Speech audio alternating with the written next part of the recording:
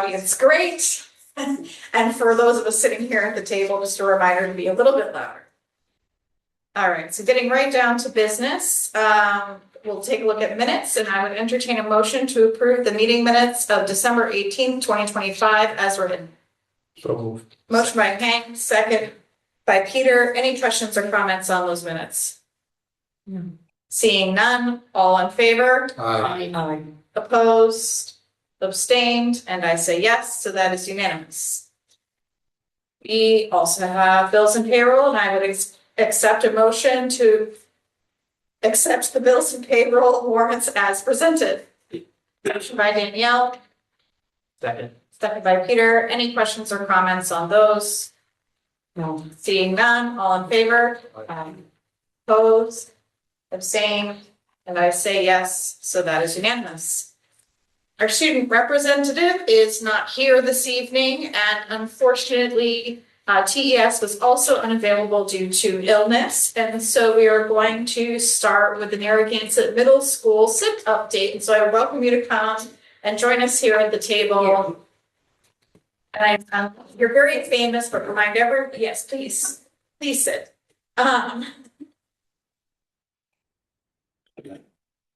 Just remind everyone who you are, and then we are eager to jump in. I'm Michelle Landry. I'm the interim principal of Narragansett Middle School. My name is Rick Booth. I'm the interim assistant principal for the middle school. Excellent. We're going to give you a little bit of an overview. It's been a great year so far at the middle school. We were very fortunate to be welcomed by an amazing staff and a great bunch of students who have been helpful and welcoming to us. So it's been a really great start to the year. We have had, coming from the high school, there's been a few learning curves, along the way. The biggest one was that I wasn't really used to being hugged by fifth graders when they got out of their cars in the morning. But I have to say that's come to be really honestly like one of the most enjoyable parts of the day. So it's been really great. So we're just going to highlight some of our student outcomes and some of our initiatives that we've really been focusing on this year. First and foremost is the decrease in number of students failing one or more classes per quarter. We obviously don't have quarter 2 data quite yet. We will have it next week. But what we did is we looked at our quarter 1 data of students failing one or more classes compared to last year, and we are at a 25% decrease in the number of students. We attribute that to a couple of factors. We've really spent a lot of time wanting to improve our pre-TAC process with teachers during the CPT meetings. So Mr. Booth has worked really closely with Laura Ambrosi, our school adjustment counselor, and our grade level teachers to really have those pre-TAC meetings on a regular basis, really get in there at the beginning of the year to look at students who we really had some academic concerns, also behavioral concerns, but more academic concerns about, to come up with some tier 1 supports that we could try to support them in the classroom. Another Can I just ask a quick question? Yeah. So you have a what meeting? Pre-TAC, teacher Pre-TAC. assistance team.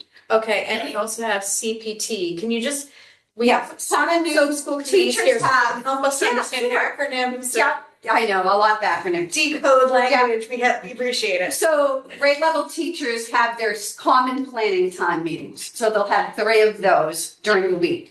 And that is time where they discuss students, they discuss academic, they discuss behavior. They plan events within their grade level team. But periodically, it's a more formal process called the pre-TAC, which stands for Teacher Assistant Team. And that's when Mr. Booth, along with Ms. Ambrosi, the school adjustment counselor, are in there to really focus on specific students who they are really concerned about in multiple subject areas, to really kind of talk about what's going on with the student and then coming up with those supports to try to help improve.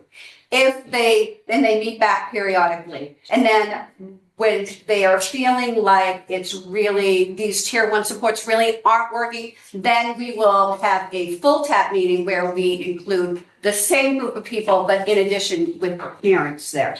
So we have really focused this year on trying to get parents in right at the beginning of the school year instead of waiting for, we did this long before grades closed because we really didn't want to wait that long when we're seeing, especially students who are coming from fifth grade and transitioning into the middle school, we didn't want to wait. So we really did focus on getting parents in right at the beginning of the year. For example, for the fall conferences that we had, we asked each grade level to give us a list of students whose parents they really wanted to see. Because a lot of times, you see those parents come in and, there's no concerns and, it's great. But when you really want to see those parents, that's what we want to get in there. So we made phone calls to each and every one of those families and planned and got them in for a group meeting during those conferences. And we really think that really also helped make a difference.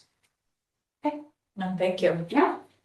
Another student outcome is our 5% increase in the percentage of students at or above grade level in reading and math using the STAR assessment. So we implemented we kind of took some, things that we had done in the high school and tried them out in the middle school, which was goal setting, STAR goal setting. So what we wanted to do was have the students feel like the STAR assessment means a little bit more than, it's just that test that we take 3 times a year and I don't even know how I scored or what I did. So we really wanted to go dig deep and have students really understand that. So teachers, the ELA teachers and the math teachers sat down with each and every student and they used the parent report to explain their scores to them. The parent report is the easiest to understand, which is why it goes home to parents. It makes sense.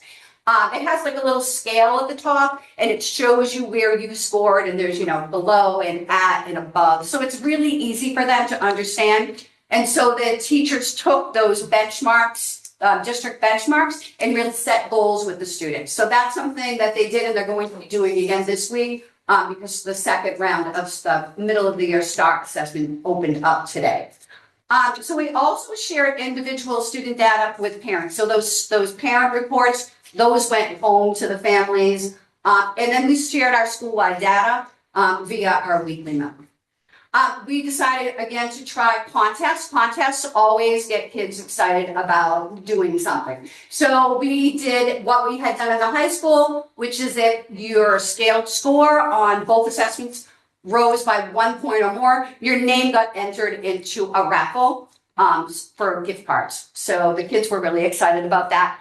We're starting the second round and we're kind of upping it this time. So if your scaled score increases by 5 points or more, then your name will get entered in the raffle. And then also we're giving individual prizes for each grade level for reading and math who have made the most improvement, the 1 students. We're really going to celebrate those. It's an easy way to celebrate and kids like it, especially when they're getting it. And we do our wall of stars where kids, if they improve, they get their name on a star. They have those posted. So we're going to do that in this fall. Thank you, Mom. Sure, I got this one. So when we looked at our beginning of the year STAR assessment data, excuse me, for reading, we saw 67.7% of our students were at or above the district benchmark for proficiency. We saw 71.7% of our students scoring at or above typical growth. For mathematics, we saw 58.7% of our students at or above district benchmark, and then 64.3% of our students scored at or above typical growth in mathematics. As school leaders, we certainly want to raise the bar for our students, and we want to see these numbers increase year after year. But we are very pleased currently with our students' performance and growth. And I think a testament to some of the things that we're doing and trying to motivate students to participate, do their best in these assessments and not just, take it as seriously as we want them to. So I think that's helping. And certainly what we're seeing right now is positive. When we look at the gap too, I think we have an opportunity here to really focus on this area of improvement with our students with disabilities. You can see the data here, all of our students, where they're scoring percentage-wise and where our students with disabilities are scoring. And you can see there's a gap there. So this is a great opportunity for us to really raise the bar and close those gaps for our students with disabilities. And how are we going to do that? Well, we can do that in a variety of ways, but through Universal Design for Learning, We had professional development based around this, our first PD session of the year. And more recently, we've been working with teachers to look at assessment data and see where those students are scoring and coming up with, tier 1 supports, which are core supports for students. And then students who are further behind, we can use tier 2 interventions. And that would look like a more specific plan for students. And teachers can do that in a variety of ways. Some of it might be smaller groups in their classrooms. Some of it could be the full class. Some of it could be individualized for specific students. We're looking to increase those numbers and to close the gaps for our students with disabilities. One of our initiatives is really strengthening our learning environment and fostering that high expectation for students. We really want to have students take ownership. That learner agency is what we've spent some time during our professional development, focusing on learner agency, focusing on students taking ownership for learning. In one way, initiative that came out of one of those professional developments was school-wide goal setting. So we started our school-wide goal setting just due to the time of year it was. We used our interim reports. And each student, grade levels discussed how they wanted to introduce it to the students. Everyone had it done a little bit differently, but the key components were really talking about why do we set goals? Why are they important? What does a SMART goal look like? And then importantly, how are we going to monitor that we're doing? We don't want to set a goal for interim and then not look at it again until report cards come out. So how often are we going to take time to monitor our goals? So we started that this year. As we already said, we did goal setting using the STAR and MAP data. And then to model setting goals, we have our school-wide attendance goal. So in quarter 1, our attendance was 96.3%. So we wanted to raise the bar on that. Of course, we shot for 100%. Well, December came along and the flu season hit us pretty hard. So our overall average right now is 93.7. We're hoping January is going to bump us up a little bit. We're hoping, but it's really an opportunity to share this data with students and say, you know what, you don't always meet your goal, right? And why didn't we meet our goal? Well, December was tough for students. So think about how many of you were out sick. So that it's actually a learning process. Even though I don't think we're going to meet our goal, it's okay because we're going to talk about it and then we're going to set a new goal. And I think that's the learning process that we're trying to model for them. So strengthening our school culture has really been something that Mr. Booth and I have been focusing on since the summer. There were some great programs and initiatives and things already in place in the middle school, but what we really wanted was to have some opportunities for students to be involved in something other than being on a sports team or being in the student council. So we wanted to just create fun opportunities for kids to come to school, to be with their friends, to be social, and to have some fun. So that was another thing we really focused on. Mm-hmm. And you can't go wrong with ice cream. So we figured that was going to reel everybody in. And it worked. It definitely worked. So we had our 5th grade open house and orientation. And we scooped a lot of ice cream. A lot of ice cream. And families came out. I mean, I want to say we had nearly 95% of our 5th grade families come in, which was wonderful. Me being in my first year here, it was great to meet those students and families before school started. That was a wonderful opportunity for me personally. But I hope that our families got a great opportunity there to meet everybody and meet their teachers and to get around the school. So that was a really fun night. Oh wait, go ahead, that's yours. So we also, did some grade 5 and grade 6 movie matinee. So right after school, a couple of hours, some freshly popped popcorn filling the air. It was really just like a great way. And what we also did is we were like Mr. Young and I have discussed since the beginning of the year, trying to find ways to partner the middle school and the high school together, trying to find ways that we can do things together. So the high school volunteer club was amazing. They came for the grade 5 movie and for the grade 6 movie. They sold snacks. But it was a great afternoon, especially for the fifth graders.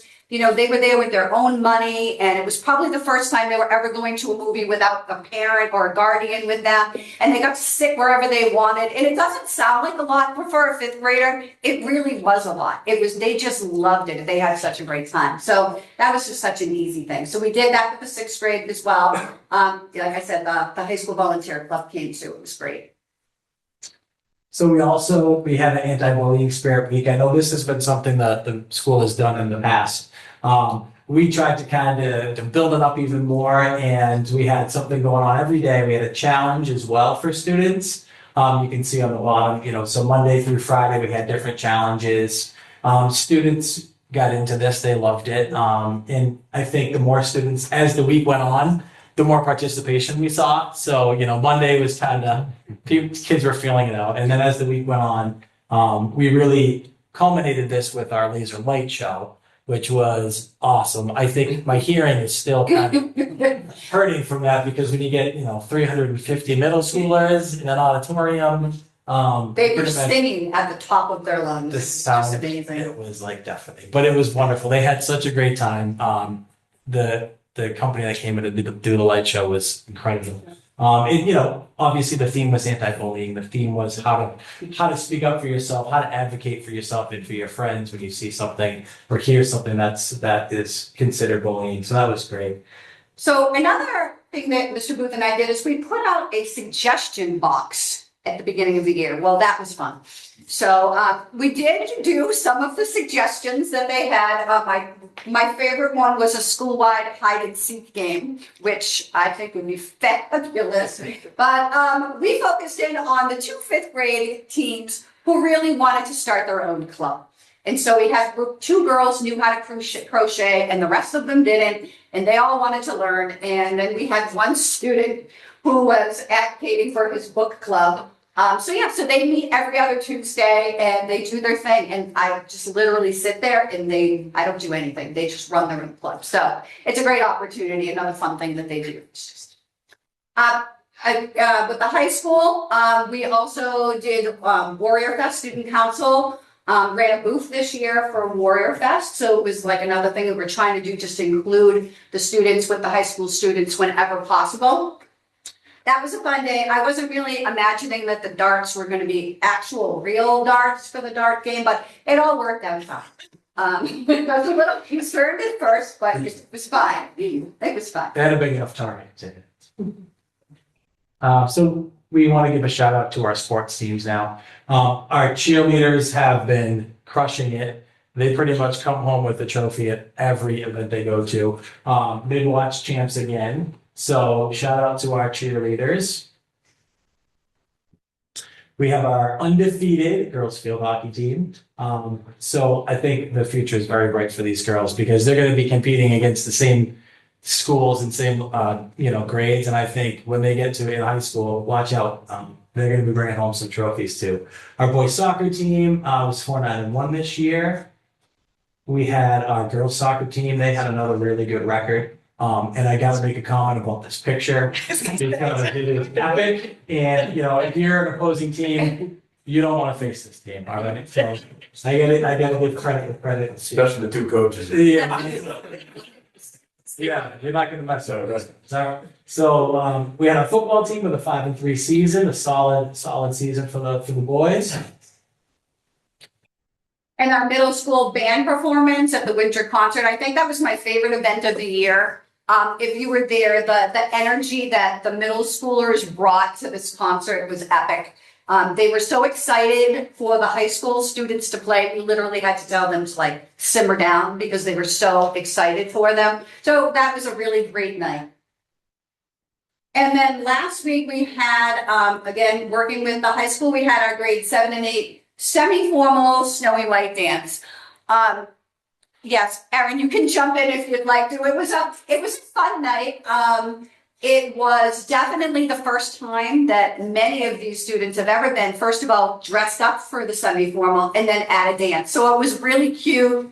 The first hour, they pretty much got snacks and we're all standing in corners just Like, what do we do now? Is someone gonna dance? I'm not gonna be the first person to dance. But as you can see from the pictures, as the night went along, they did loosen up and got out there and danced and had a great night. So it was a great night. And then look at things to come. Again, working with the high school, we're gonna have our National Junior Honor Society back this year. We're gonna have an induction ceremony for those. So those applications go out next week for that because grade closing. And we're going to have, we're looking forward to our bridge ceremony for grade 7. Anybody have any questions? No, these are, honestly, it's always one of my favorite meetings when we actually get to hear from schools and what's happening because, you know, we get so involved in budgets and all these other demands placed on the school committee that it's really nice to take a moment to step back and remember why we do the work we do, which is so that you all can do the great work that you do and really bring these experiences home for our students. I know I have a middle schooler and an elementary schooler, no high schooler yet. So and they just speak so high. I mean, I was telling Dr. C that with flu going around in December, I was like, well, if you don't want to go like the last day of school before break, maybe you want to stay home. They were both like, no, we have to go to school. There's great things happening. We want to be at school. And I was like, okay. You know, when you have kids that are asking to go to school rather than stay home, that's a pretty amazing thing. So thank you for all that you're doing. Thank you. Thank you.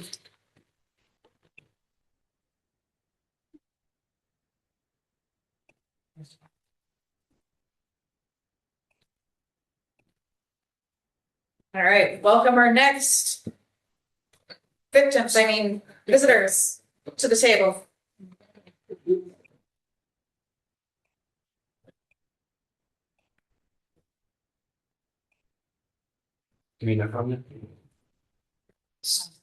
Just connecting to keep the Zoom.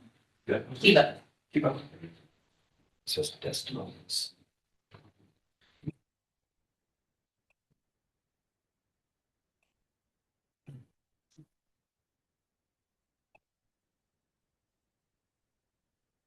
And just a reminder to introduce yourselves just as you get started. Sure. All right. Let's go. There we go. Hi, everyone. Colby Young, Principal Narragansett Regional High School. Erin O'Day, interim assistant principal in high school this year. So before we begin, I'll just state for the record, I was not given a time limit. Usually I have. It would be a mistake, and I don't think anyone is going to ask me to speak up. I've never been accused of being Put it in his contract. too quiet. Anyway, as you know, we really love this night. It's a celebration of our students and staff. It's also a thank you to you all for the support you've given us. And it's basically also charting a course forward according to our school improvement plan in terms of, what we're proud of and also areas that, if we're being very honest, we need to continue to grow in these areas. So, tonight we're going to celebrate our students and staff and look at areas of ongoing school improvement. And so really, when we think about what a high school is, and you see some photos here, I will point out the one in the upper right is my favorite. I think it says a lot about our staff and our community. It's hard to see because we watermarked it, but it was covered in the Gardner News. That is Steve Babineau, 40 years, the Narragansett football announcer. And so on the night of his stepping down from the booth, he took a photo with the varsity team after a big win, and they were all fired up, and they still took the time to meet with Mr. Babineau. And so when we think about what a high school is, it's about creating a safe educational environment. It's about promoting academic excellence. It's about celebrating our differences as people. And it's really first and foremost about, cultivating caring and cooperative relationships. So we'll lead off with sort of like a lot of what the core of a high school is as well as promoting the events. I believe it's been said by the middle school slide architect behind the camera that, one of our jobs is to create the memories that we all have as adults that we look back on. So we take that very seriously. So Ms. O'Day is going to talk about some of those things. think culture and community is something we definitely strive for. And I think even though we're a small school, we offer a lot. We put on a lot for our students, whether it is like the welcome back bingo, first day, getting everyone together, hyped about coming back. We run pep rallies, before homecoming or before the Thanksgiving Day game and getting everybody together in the gym, teachers, students competing in relays. Warrior Fest continues to run strong, more food trucks than ever, more vendors. We moved it down to the baseball field this year, as well as utilizing that upper lot. So just really growing bigger and better every year. That's a shout out, really. Like VLC is, I think VLC helps us really, and I'm looking at Ann Lyons, Lauren Howett. It really does help us bleed the blue and white at the high school with the number of events that are put on. And Colby's going to kind of talk about other ways that we're going to kind of fill the middle of the year. But I think we think about right now, so many of the events that we put on are really beginning of the year and then end of the year when we think prom, when we think prom safety. And now we have some ideas to kind of like move forward to fill some of the winter months. So Colby, I'll let you talk about those plans. Yeah, thank you. I mentioned creating memories, and of course that's important too. But I think what Ms. O'Day is alluding to is, these events are important because they're also protective of our students, right? If our students are connected to a mentor, if they're passionate about a class, if they're passionate about a club, then we know that we've got them. They're psychologically safe. They can thrive in the school environment.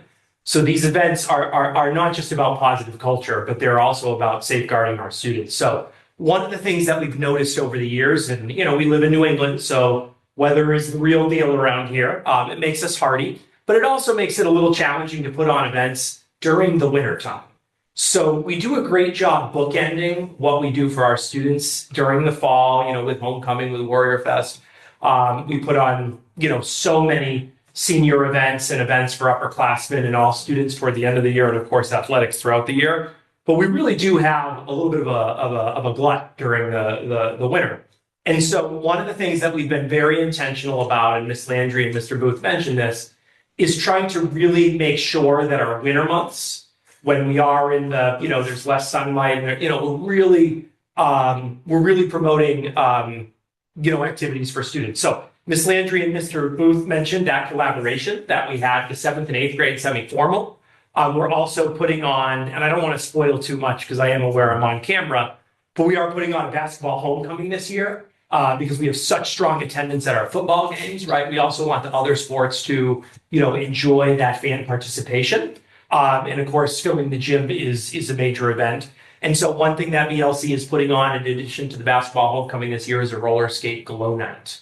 All right. And this year, so that's think roller rink. So if anyone has those roller skates, you're welcome to buy a ticket. I'm looking at a couple of you that I sense are like, I have those roller skates. And, again, it is about the winter time, keeping students really connected to the fabric of the school. And as Ms. Landry mentioned, and I think you'll hear from Ms. Rasmussen and Ms. Smith, we have enjoyed tremendous collaboration with the other schools. And, we'll talk at the end. It's not just about supporting the elementary school and the middle school. It adds to the fabric of the high school. And, what we're really after here, at our athletics nights, which were hugely, popular with families, is it really gets students excited about being, Narragansett Warriors and being part of like the entire culture of what it is to be an NRSD student. So Ms. O'Day is going to lead you through, we're going to get a little nitty gritty with some of our growth areas and some of our alignment. And so one of the biggest things we've undertaken this fall is our NEASC review as part of our decennial and cycle. And Ms. O'Day is going to go ahead and explain that. So we had a visit early November. We had 6 visiting team members come out. They spent 2 days here talking to teachers, talking to other staff members, talking to students. They came into classrooms, really took a look at what are we doing here at Narragansett. prior to the visiting team coming out, we wrote a report, we submitted the report, it was reviewed, and really what the team was looking for, does the report match what we're seeing here, the day-to-day at Narragansett? And really what we found is we had an honest report. What we said in the report matched what they told us we kind of needed to focus on as they were leaving. So we need to continue work with curriculum maps. We need to begin looking at what is our portrait of a warrior, what does that look like? And then continue to use data to inform learning and instruction in the classroom.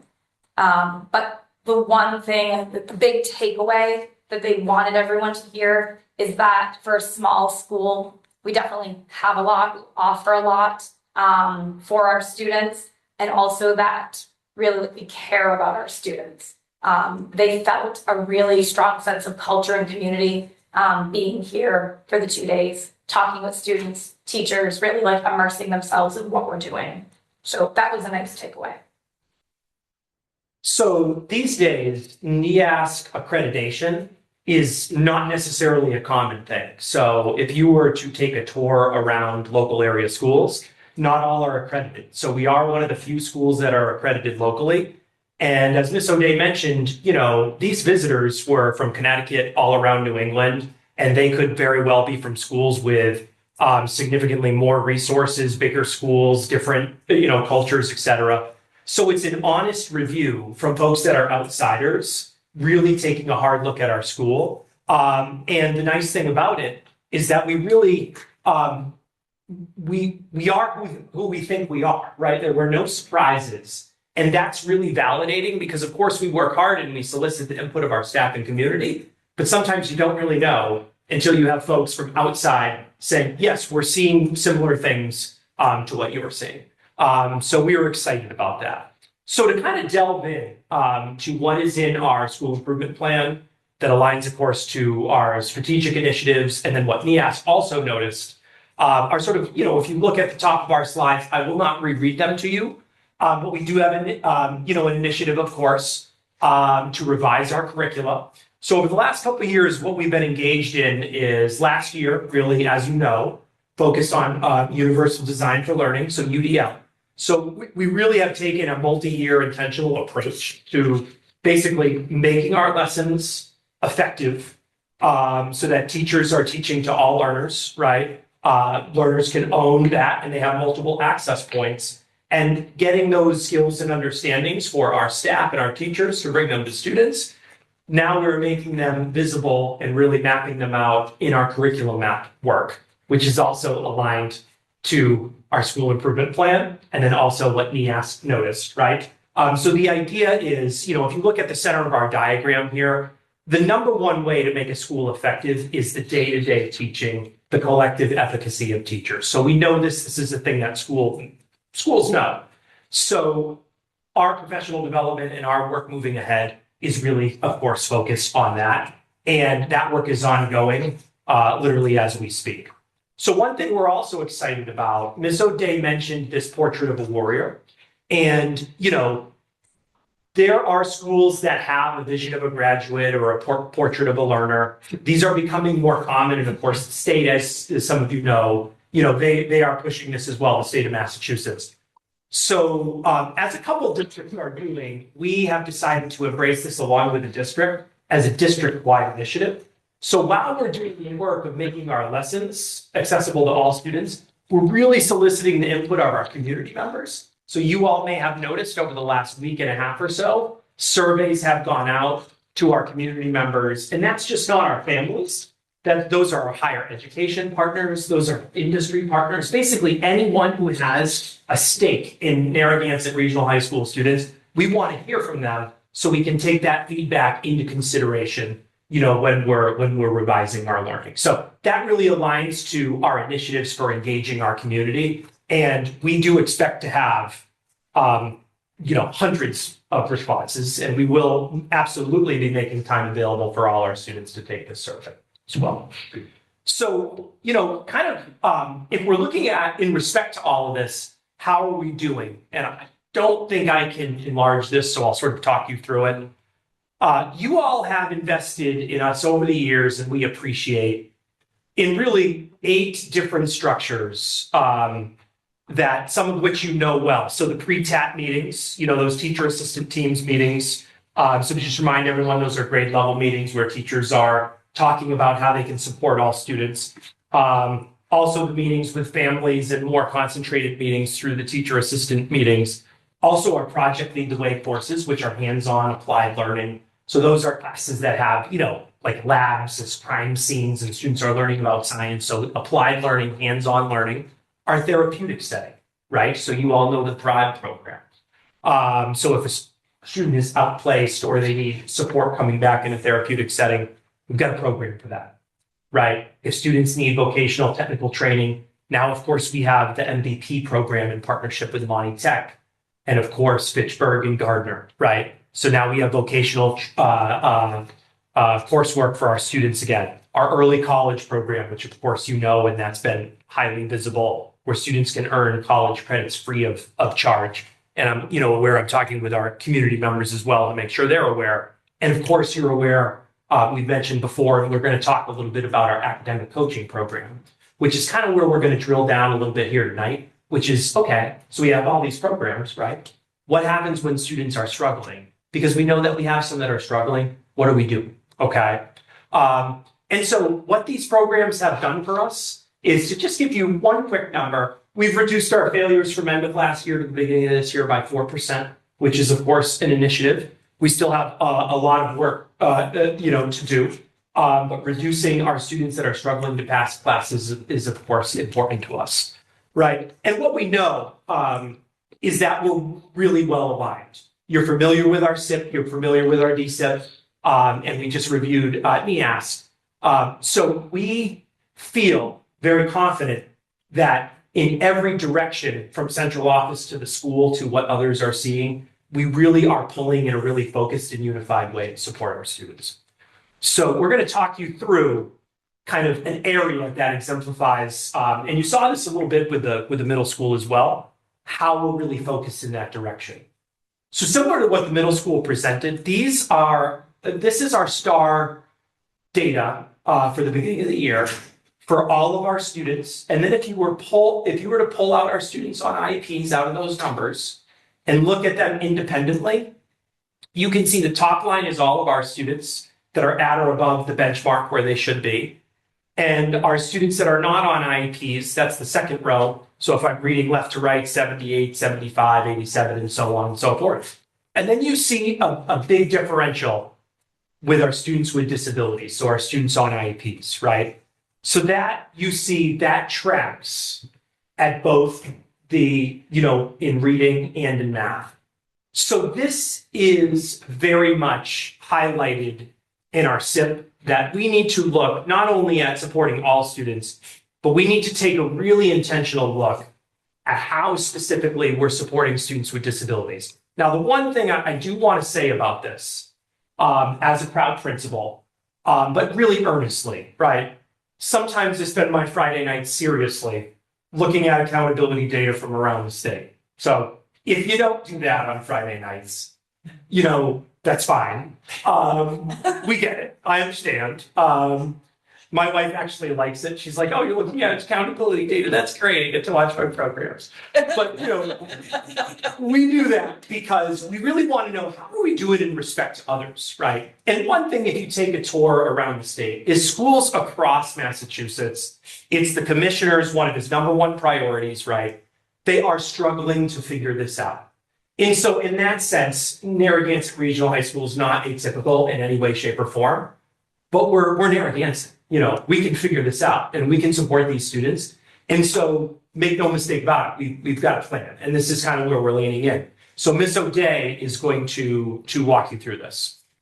So we've identified that we have students with disabilities, or we have these chronically low performing students, meaning students that from year to year, when we're tracking the data, they appear to be in this lowest performing group. So taking a look at those students, taking a look at their schedules, a lot of these students are in some of our intervention programs. whether they're in an academic coaching or they're in a learning skills class. So the question became, how can we use the intervention that's in place to begin to remediate some of these skills that they need to catch them up so that they're with their peers? So what we are working on is we've identified who those students are. We've identified that they have an intervention in place. And now we've created lessons. We've looked at what are the standards that they are not up to speed with.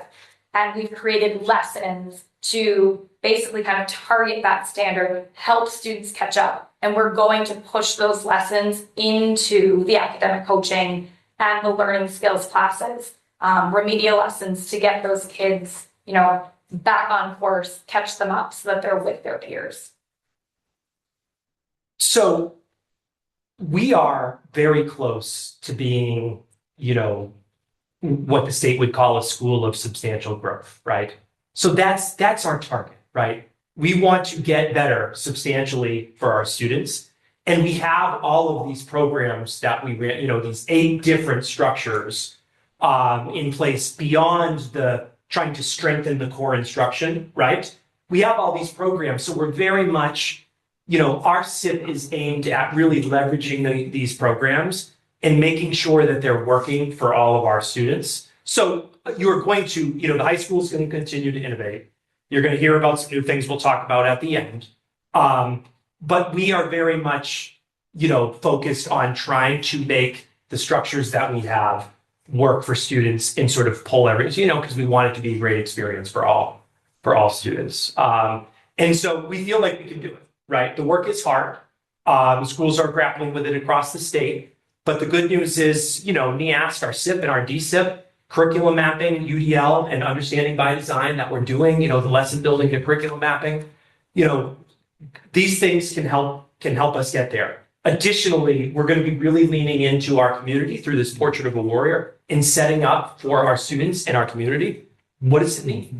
What's our vision for who our warriors are so that we have a collective vision of what that is and we can all drive toward it. And then we are going to specifically look at these groups of students that we talked about. So as you know, I'm fond of giving you some numbers that maybe you haven't seen. I think I do this every year. So there is no military flyover this year. Maybe there will be, we know people, Army people, specifically Dr. Cassman.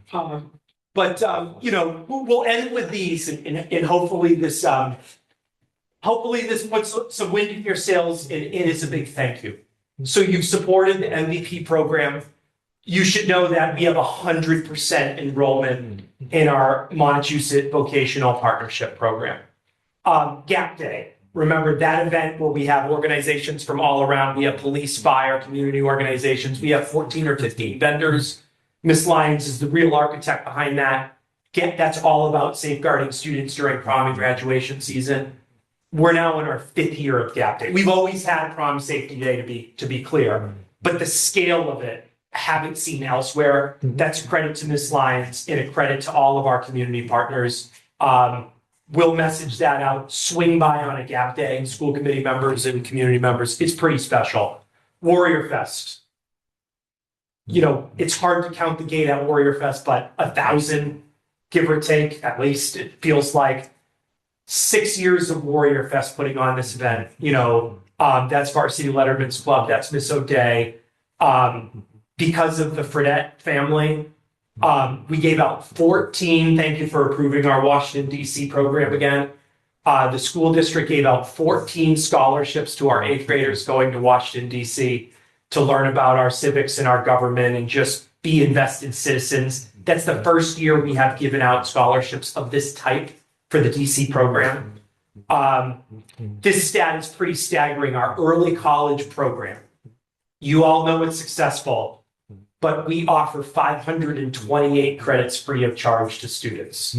So if you do the math on what that is financially for families, that's thousands of dollars in 528 credits that these families are getting, that opportunities every year.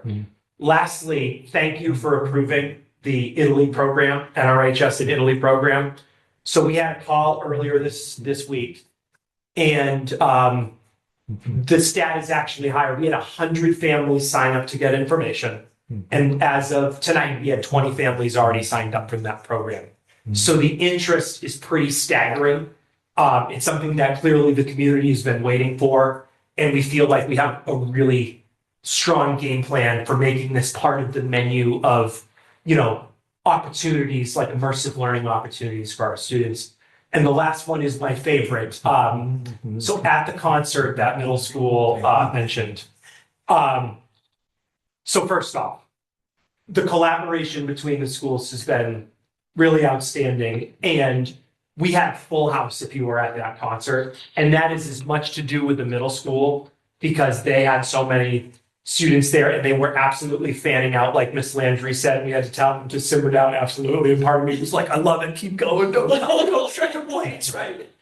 But Tom Salvador remarked, and again, this is much credit to the middle school performers, in his entirety of his career, and remember, he's played, in the Navy band and everything, he remarked that that was the first standing ovation he can recall ever getting here. So to end it, one standing ovation for the 2025 holiday concert. So we'll open it up to questions, but thank you to the school committee and our community more widely for supporting us. We're fiercely proud of what we do. We're also honest about where we've got to grow. We're going to keep going for it. And thanks for protecting, our programming, because part of it is we need home spaces for students. We need places where they can land. And if we have those places, we're going to be successful and they're going to thrive. So thanks very much. Any questions? I just want to say thank you very much for your enthusiasm. It gets me excited. We'll see you at the roller skate. I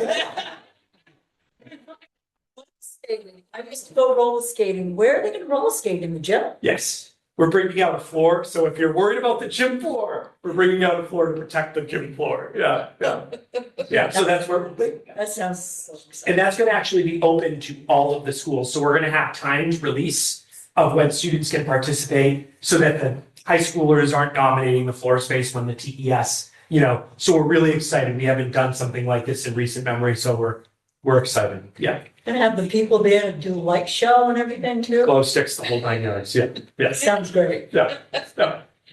You can sell tickets and have Dr. Casimir. The kid can roller skate. Yes. I'm just saying. Believe Generation. I got a bad. Oh, there are the excuses, but I didn't have a bed. Hey, And me. Right? Here we go. He got hurt in the dunk tank at Warrior Fest. Right? CrossFit with that bum, yeah, I was like, roller skating. No, really. No, thank you very much for coming in. We really, I know that this makes for a later night you guys do high school sports and stuff, so really this is mild, but we really appreciate you coming in and taking the time to put this together. It's, again, it is just an excellent time to celebrate. There's a lot of work to get done in school committee, but this really brings us the joy piece of it. And so, yeah, thank you for not only the joy for the school committee, but joy for your students as well. We really appreciate the culture that you cultivate. And I have to tell you, there's not many folks are like, yay, you're on school committee, that's amazing. But when people sit down and talk to me about why do you do this? And I said, I don't think the thing that I discovered when I started school committee is how deeply everyone in these buildings cares about students. And to be part of that culture is really amazing. And so thank you for helping to build that. Really appreciate you. Yeah. Thank you. All right.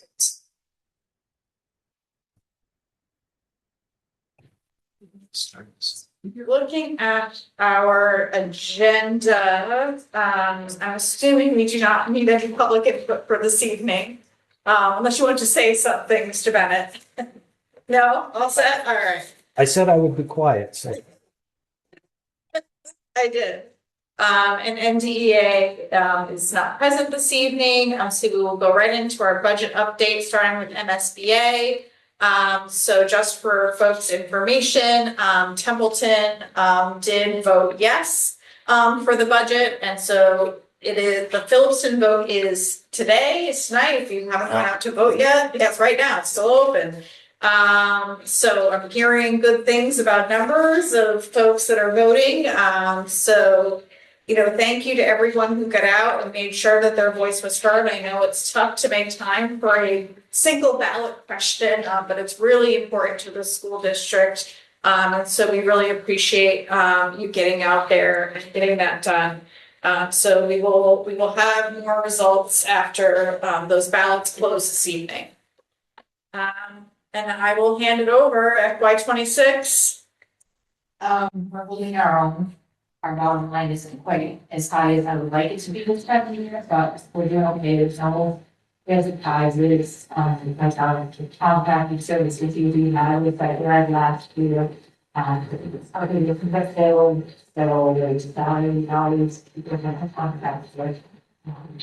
So we're just kind of plugging away and monitoring as we go.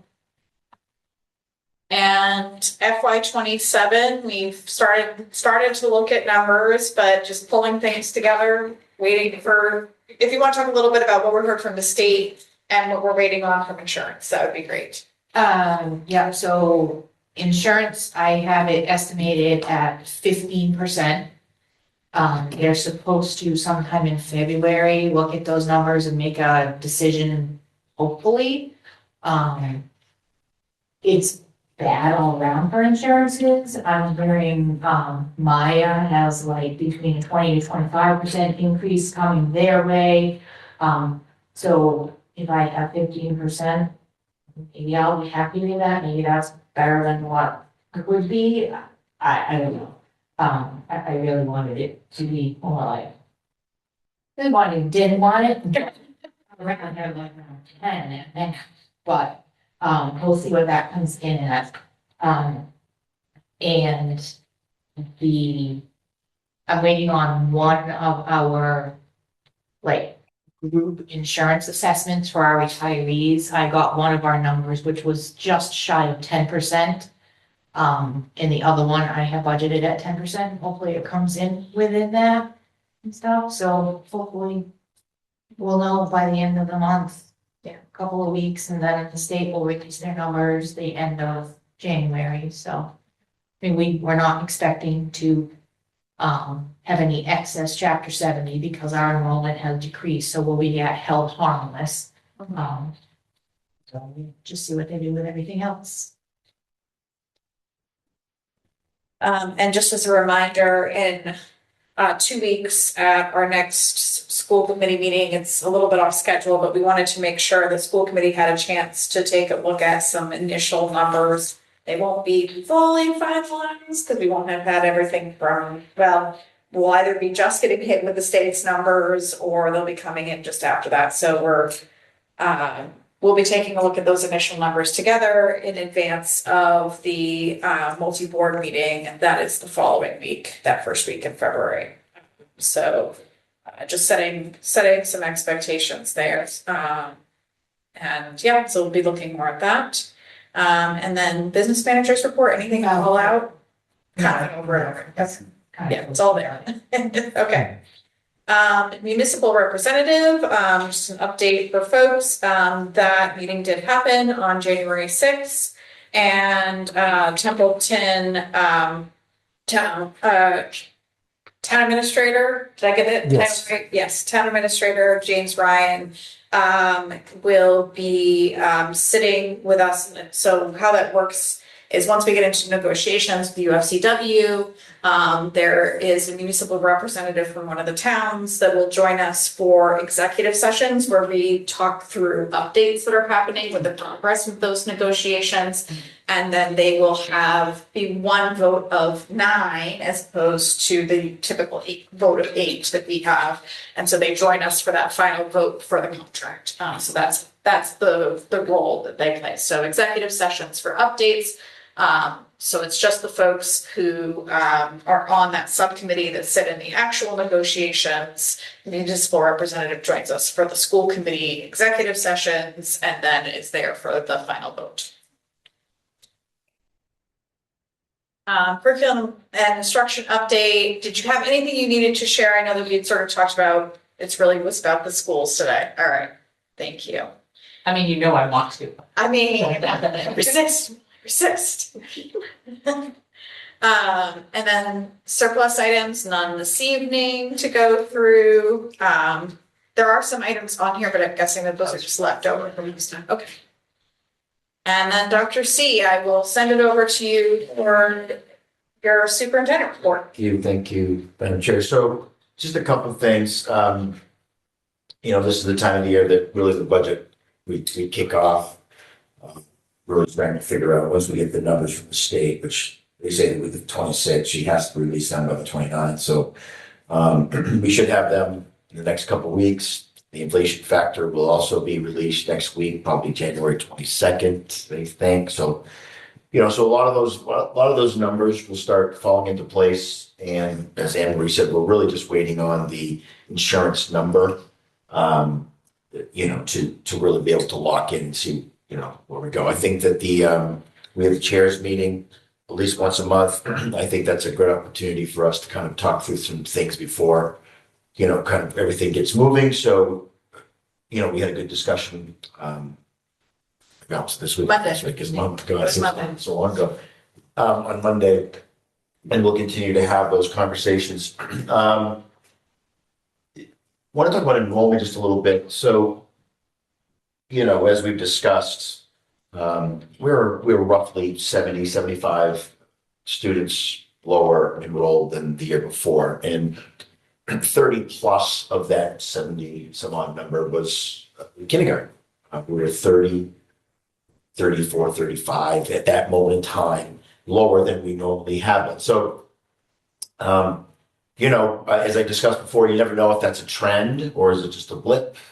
We're consistently seeing, around close to in the 90s. I want to say 100, but not always, but in the high 80s, low 90s. So we looked into the census report, and it indicates that there are 90 plus kindergartners to be that are living at least in Templeton, town of Templeton. And so, that really is a very good indicator that we're going to see those numbers, right back up to where we are, where what we used to. Now, not every single kindergartner that lives both towns come to Narragansett, but over 90% of them do. So, in any event, that's what we're looking into. And when I have the report, we'll talk about year over year, month. But that's an important thing because as we talk about budget, we talk about funding, we talk about space.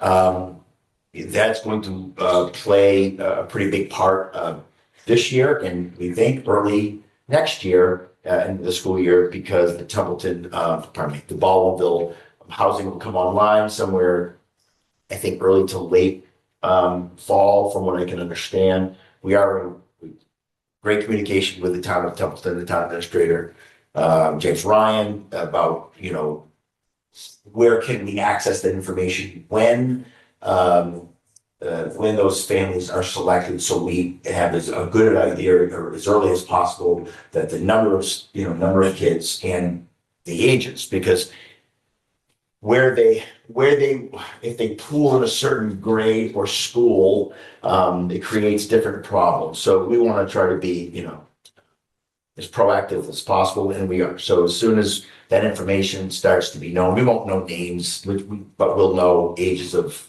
kids, and that's truthfully all we are interested at this point in terms of early indicators. So we're always looking to do more with that, and more to come, I guess. So when right before the Christmas break, the holiday break, I'm going to share with you now that I was very concerned about the health, the physical health of not only of our students and staff. We were seeing some incredibly high numbers for flu, name it. We don't even know what it was. It was just a lot. And we were seeing some pretty high numbers. They were affecting entire grades. We're talking about the elementary grades, especially some of those teachers haven't been out in a year. We were seeing, entire grades of teachers being out for a couple days.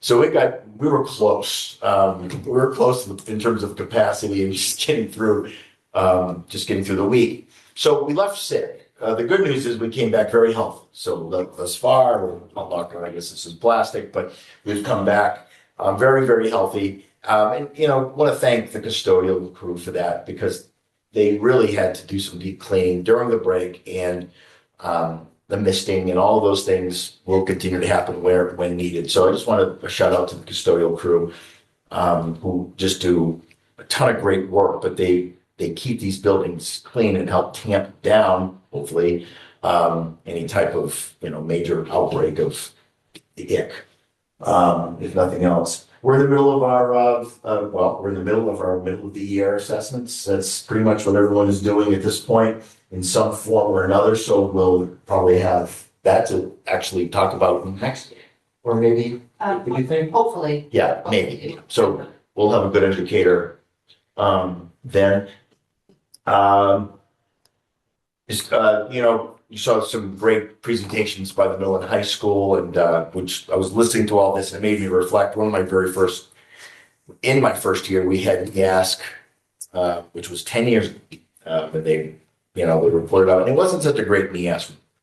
It was very chaotic at that time. It was just a lot, and I just remembered sitting at this table, and they just took turns just telling us what we weren't doing right, which, it frustrated me because it really wasn't a good feeling for a bunch of people who don't know this community to come in and just rattle off a bunch of things you're not doing well in comparison to maybe districts that, have a lot going on. It kind of scarred me a bit, to be honest with you. So when we went through the exercise this year, they clearly have changed their tact, clearly, because they're really looking for wins. They're looking to celebrate those things a little bit more. They're going to tell you what you need to improve, and those areas were clear. But the one thing that they were, I don't know, Molly was there with me, they were just effusive in they almost thought it was a setup in terms of how positively the kids spoke about, and this is true. They could not believe that they were just speaking so positively. Not only the teachers, the school, they felt safe. There were all these things, and every time they would ask this question, they felt that. And I have to tell you, I think I really just drowned out everything else. All the things that that we need to improve on or whatever. Because for me, other than Anne Marie and Susan, 10 years ago, Hank, of course, but we didn't receive all that kind of information. We didn't receive that type of information 10 years ago. It was like, And so I was just really it was a good feeling to hear that everywhere they turned, they found someone who liked what was going on in terms of high school. And it's not easy to appease a bunch of high school kids. So I just want to make sure that we are all clear on that for those of us who know. So here's my takeaway. So I was down at the elementary, and I told them I was going to talk about them a little bit. We have a picture, but we've got a few things that we have to do to the picture because I promised I would post it. So I was in Mrs. Lynch's first grade class, and they were teaching me about E, which I'm going to tell you something, right? So Miss Lynch asked, "Can someone say, tell Dr. Kessler what we learned last week, or yesterday, about this word? The word was have." Sight word, have. And so everybody raised their hand, but the one person who was called on said, asked me, "Do you know why this is the word have, and why the E is at the word of have?" And I didn't know. I said, "No." And she says, "Because there is no word in the English language that ends in V." So I looked at this child and said, "I've been in school a long time. I had no idea that was a word." And I challenge many people to tell me that they knew that. Now, that there are other letters in the alphabet that words don't end in the English language. But the fact that they were just looking at me like, "You didn't know that." And I said, I did not. And so a little boy said to me, "Well, aren't you supposed to be teaching us stuff?" And I said, "I am. But what we're learning here is that we can learn." So my point is that they are so proud. And they taught me more rules about E. They had a lot of rules about E. But what I'm getting to is that the depth that our elementary and all our students are learning now, in any level, it dwarfs any of us in here back when we were learning. They are learning not just like have is have, and you go, I guess that's how I say it. They're learning the reason why, and they are really getting in depth. And I'll tell you, these first graders were really proud to let me know. And as I was leaving, their hand went up and said, "Can we tell you about some other rules you don't have?" No. I just wanted just one very, it was very cute, great interaction, but they were just so very proud. And I want to tell you, the teachers are doing a great job teaching some high level concepts that probably many of us did not learn in the first grade at that level. And so I want to shout out to not only just Ms. Lynch's group, but of course the first grade, second grade, all the grades there. But I did promise that I was going to bring this up at the school committee meeting and post their picture because they had to show me that. So with that, I will just simply add that we are right on. There are 3 students below we were the month before. We've seen ebbs and flows. We're currently at 1380. We're at 1383. Last month. That'll change every month as it does, and that'll do it. Any questions on any of the topics that Dr. C presented on? Okay. So we have no items now anticipated, so I will open it up for school committee comments.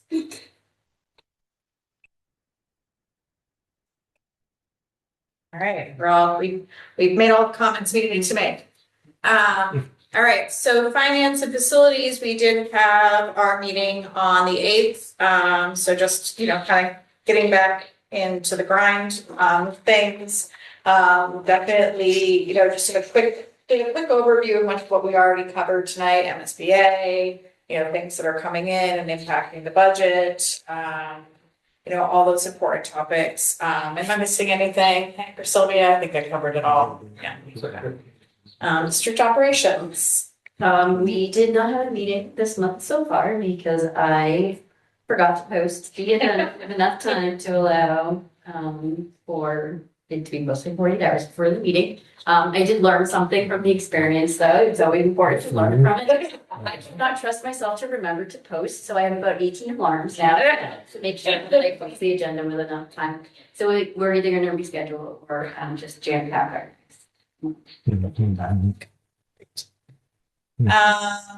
Labor Management Committee, we're kind of in a holding pattern there at the moment. We're trying to get those UFCW negotiations going. Would be really the WEC meeting, and then LMC has not had a meeting yet this year, but no topics have been brought to our attention either. So I'm assuming things are going fine there.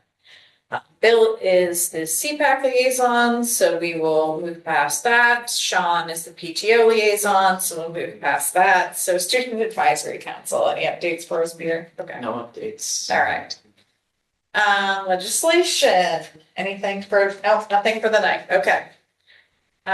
We have no correspondence to review. Our next meeting, as we were talking about earlier, is Thursday, January 29th at 5:30. And again, reminder to my fellow school committee members, that is an initial night to start talking about budget. Just for those of you who were not on school committee last year, the first time everyone had sort of seen pieces of the budget last year was at the multi-board meeting. And so the request was made, hey, we'd like to see these things in advance of multi-board meeting. And so now we have a dedicated school committee meeting to make sure that we get that in. And then, of course, I know that TES would like an opportunity to present their SIP updates to us. So we will certainly make some time for that in addition to the budget piece. But those are the core pieces of, those will be the 2 core pieces of business, and anything else will be relatively quick. We do not need executive session this evening. And as such, I would entertain a motion to adjourn. So before we adjourn, I would just like to have one quick plug. Voting in Phillipston till 8 p.m. Oh, thank you so much. Right. And I heard Hank say moved to adjourn. Do I have a second? Second. All in favor? Aye. Thank you very much, everyone. We appreciate your time this evening.